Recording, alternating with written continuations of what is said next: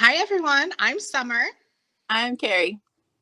and this is Hopelexia Podcast. Join us to talk about sex, drugs, and self-improvement.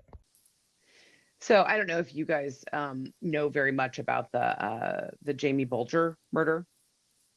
This happened in 1993 in Merseyside in the UK, in England.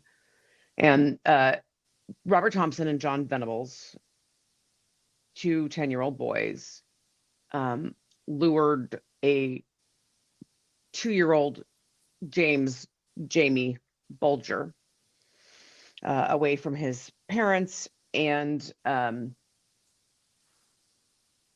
beat the living tar out of him. They pelted him with stones. They threw bricks at him.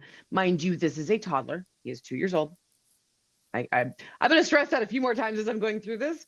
But like a brick and a toddler, that's not, I mean, okay, don't throw bricks at people sort of in general, but Yes. It's obviously when the body's that Right. small, it's so much worse.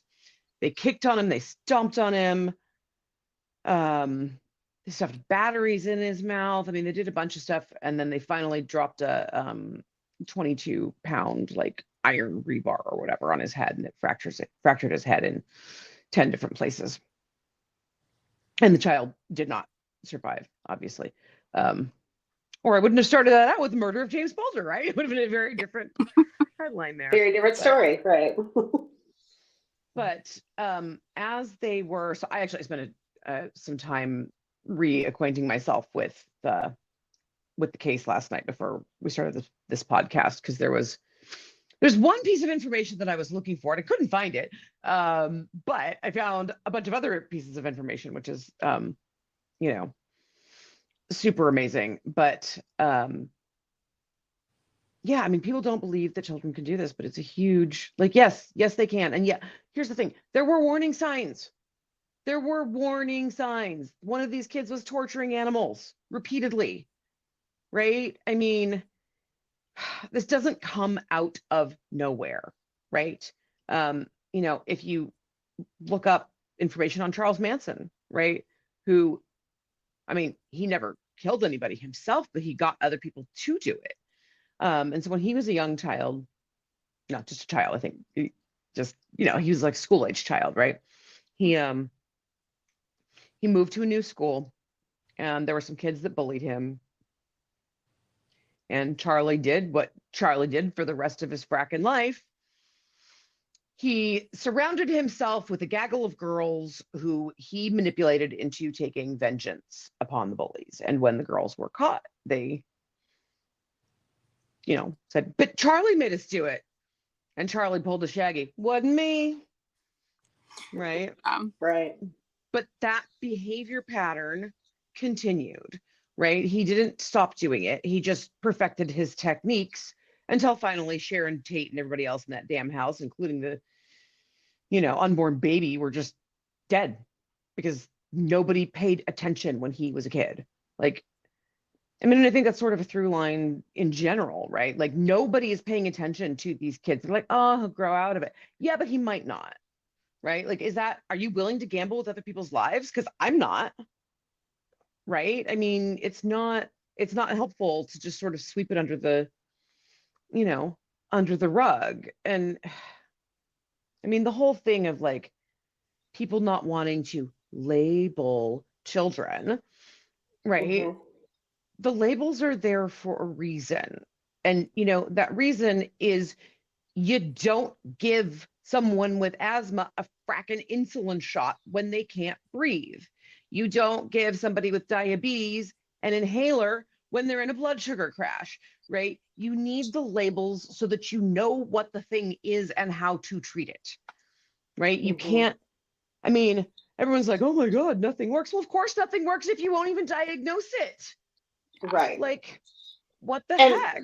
That was, my daughter had the same therapist from the age of 5 to 14. And I loved her very much. She was, she was good with the kids and she did good work, but that was one thing that she, I don't like to apply big labels, those things. Which at the time I thought sounded reasonable, right? Because it's like, well, then it's part of their record and then the school. And then, if they need to go to facilities, there are a lot of facilities that if it says conduct disorder on that paper, they will not take them. Yep. Most of them, which is a actually. problem. Yes. Yeah. Oh, huge. Huge. So like, I get it. I get why she didn't want to put it on the paper. What I don't get is why she didn't say it to me. Right? Like, be direct with me. Tell me. There was a lot of like, the first time I ever heard her say, this is the most callous and unemotional person I have ever dealt with, adults included. My child was only like 7 years old. Wow. Later, when she was, I don't know, maybe 10 or 11, I'm guessing, she said to me, at some point, she will probably have to go inpatient. And when that day comes, I need you to let it happen. Don't be one of those adults that refuse it, those parents that refuse it, because it will need to happen. Right. Okay. So why? Tell me why. There was no additional information in there. I'm like, what? Why do you, why do you think that? Because it wasn't like that was being told to me at a time that we were having a major crisis, or, Right. I'm like, so she's obviously seeing the severity of all of these things, but never saying it to me. Right.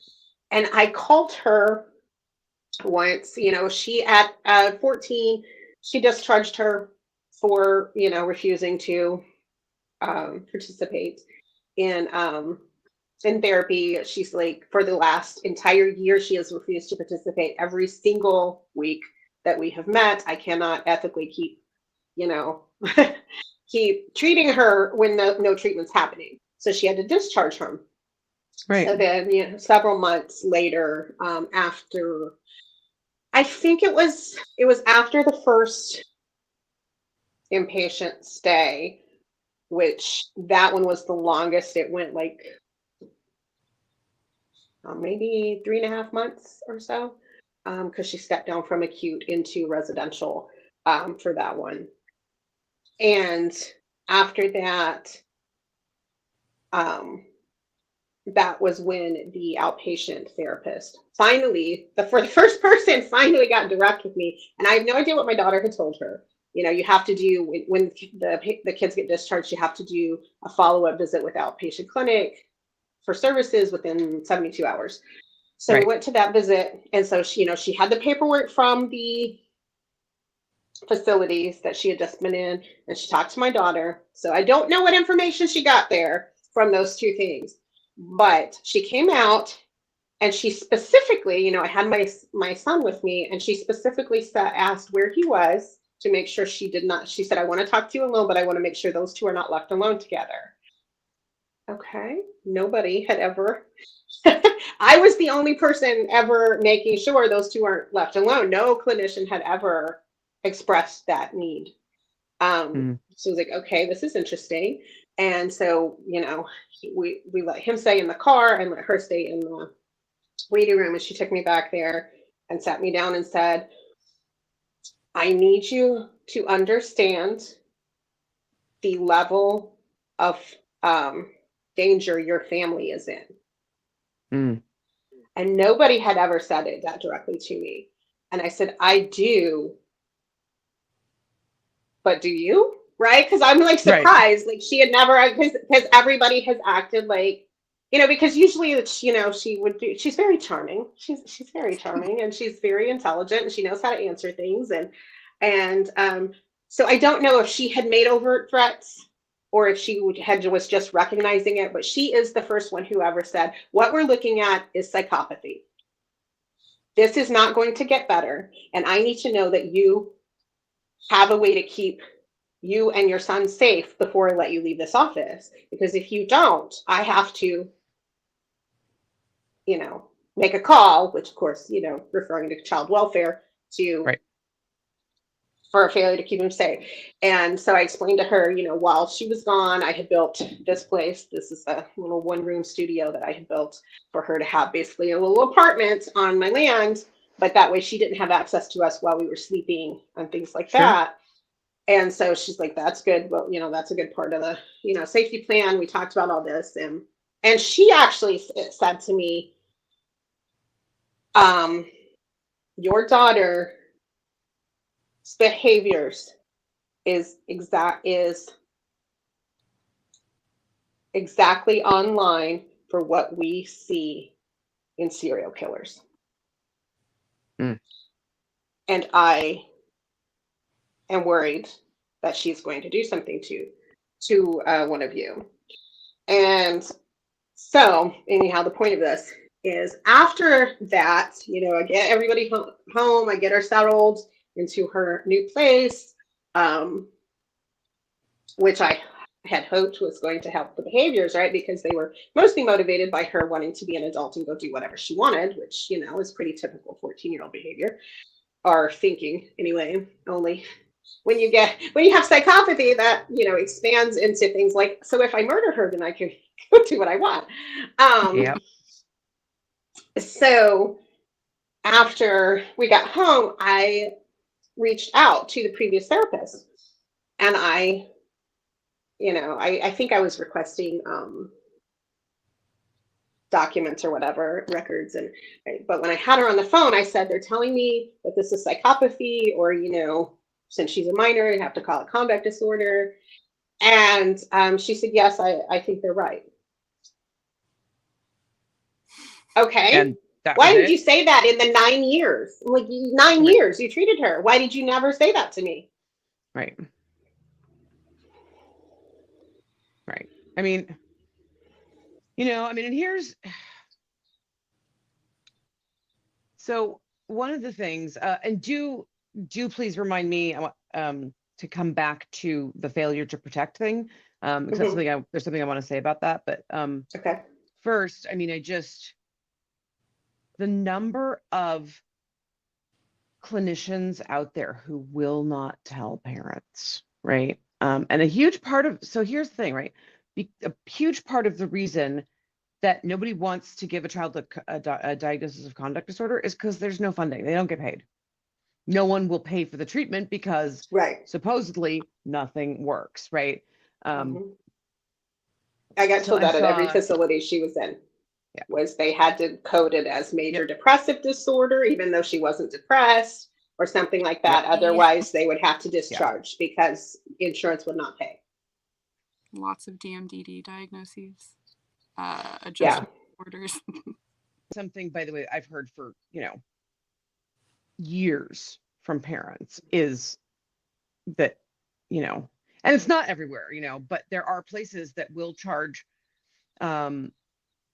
parents with failure to protect. And it's, there's so many different messed up things. First of all, if it's a dad, right? Like if it's or could be a mother, hurting her husband, right? It's not beating the tar out of your spouse is not entirely a male purview. Does tend to happen more with men than with women, but women still can do it. But like in that instance, right, the spouse who was the being subjected to the abuse, if there were children involved, they can often be jailed for that. And even when it's their kid, like, and this is the most, I just think freaking barbaric thing, right? Like, what do you won't take my kid every single place I try to get him. They say he's too violent, and now it's my fault that I can't, like, I don't understand. Like, how can you point the finger at me when I've been screaming for help and, all y'all are just like, oh, go figure it out yourself. Like, oh, he's too violent to, oh my God. I've had so many parents tell me that their kids have, well, first and foremost, they just aren't accepted into these facilities because they're too violent, which, hello, that's the reason we're sending them to you. Like, I can't, as a mother, right? And even if I had, even if my husband was down, or let's say that we're, like it was another set of parents, right? Like even if there were 4 of us parenting, right? 4 people can't constantly keep eyes on a child 24 hours a day to make sure that they don't hurt their siblings, right? We have to pee, we have to eat. At some point, we have to sleep. Theoretically, anyway. I mean, most of us don't sleep too terribly much, but like, you know, I mean, it's nobody does anything until it's too late, and then they can incarcerate them. Like it's absolutely ridiculous. I do want to say though that not everybody with psychopathy is violent, and not everybody with psychopathy is a criminal. So that's, I think, something that really, people need to understand that, because it's not, like everything, right? Like psychopathy is a spectrum disorder. I mean, and one could argue that, humanity is a spectrum condition as well, right? There are all these various different, flavors, and not everybody is, everybody who has psychopathy is violent, and not all of them are criminals. That's something that we don't really, it's not something we really address or think about or talk about as a society. But I think the most important thing is providing places for, like, there needs to be some place where the really, really violent children can go and not hurt their families in their community. The ripple effects from one of these children is enormous. I did a poll in, oh yeah, I forgot that part of my intro. Sorry. So in 2014, when my son, I think it was 2014 was when my son was finally diagnosed with conduct disorder, came back, went, oh, well, obviously what I need to do is look up a support group. Cool. I'll just, that's what I did for everything. When I did the Asperger, oh, this is the tangent I went off on because of the support group, right? Because that was the first thing I did when I got the diagnosis of, Asperger's, right? I joined an Asperger's support group.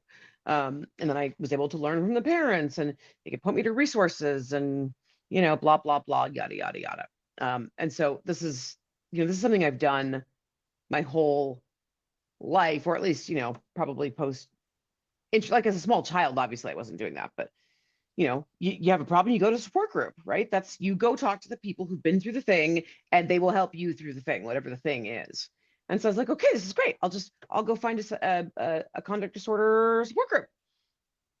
I couldn't find one. I was like, okay, well, maybe there's not one here in California. Maybe there's some place, somewhere in the United States. Nope. Okay, well, maybe there's some place in the UK, like they speak English there, right? Like maybe somebody could give me some resources. And at that point, so this is 2014, this is before Dr. Keel's book, The Psychopath Whisperer, came out. So I didn't know, because his book came out in 2015. So at that particular point in time, first and foremost, I didn't know that the word I wanted was psychopathy. I thought it was sociopathy. So I read, oh man, if you had the word sociopath or sociopathy anywhere in your book title, you got a call from me.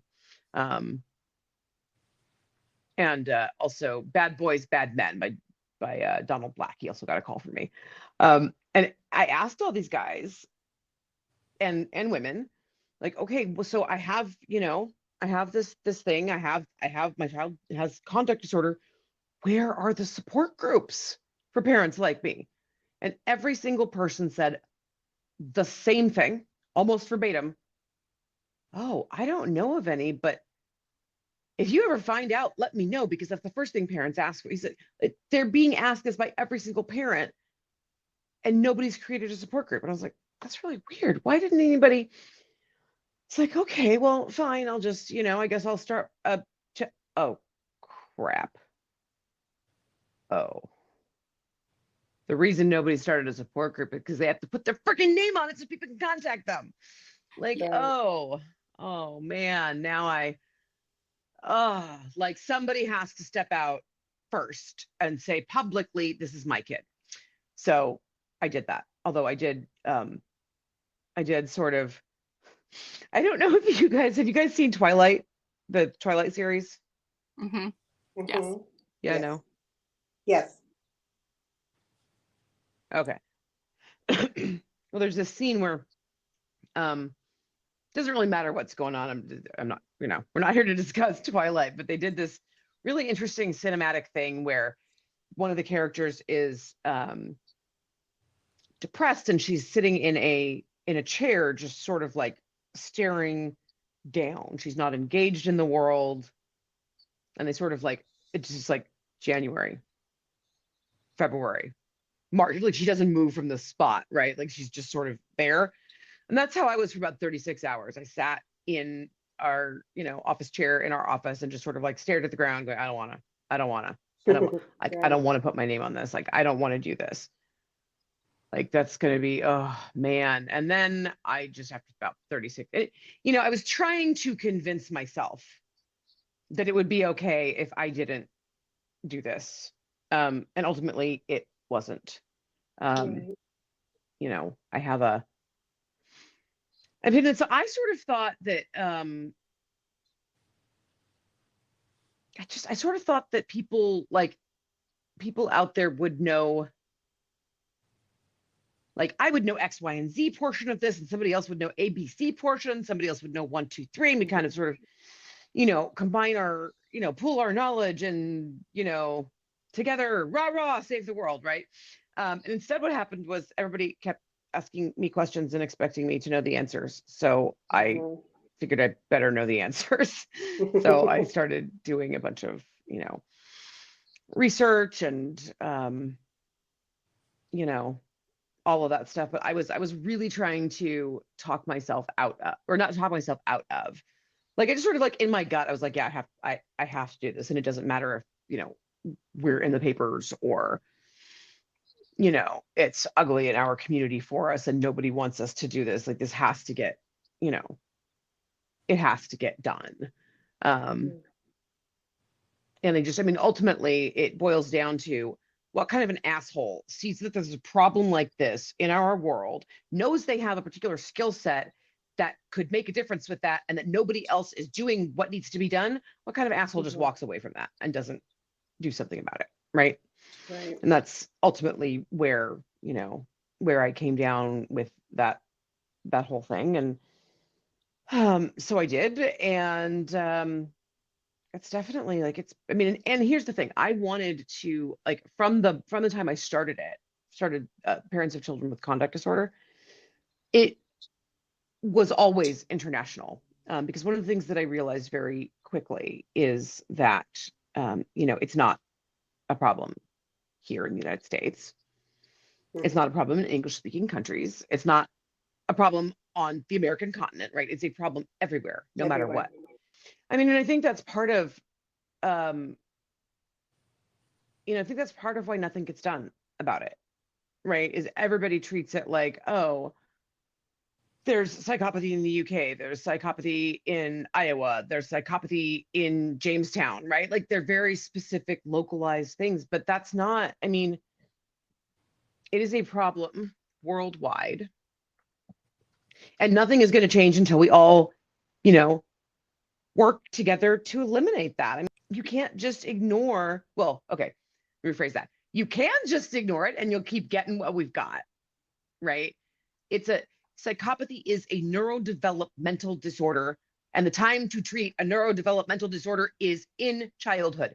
If you don't identify them before they are 3, you are too late. Don't forget to like and subscribe to the channel. And to be sure you never miss an upload, make sure you turn your notifications on. And please come join us on social media so we can continue these conversations in between episodes. You'll find us at Hypoxia Podcast on Facebook, Twitter, Instagram, and TikTok.